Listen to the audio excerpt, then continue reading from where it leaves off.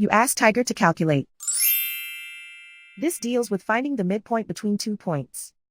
The midpoint between the 2 points is 539.5. Let's solve it step by step. Plot the 2 points and calculate the midpoint using the formula. The coordinates of point 1 are x1 equals -10, y1 equals 86. The coordinates of point 2 are x2 equals 20, y2 equals -7.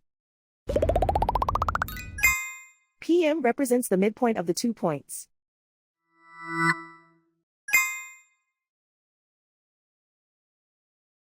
Use the x values in the midpoint formula to find the midpoints x. x1 equals -10.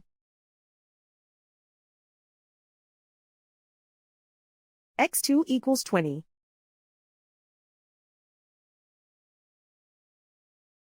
Simplify the arithmetic.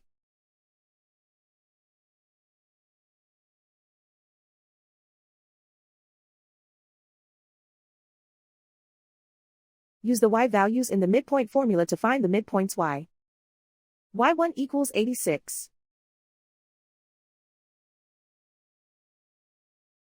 y2 equals -7. Simplify the arithmetic.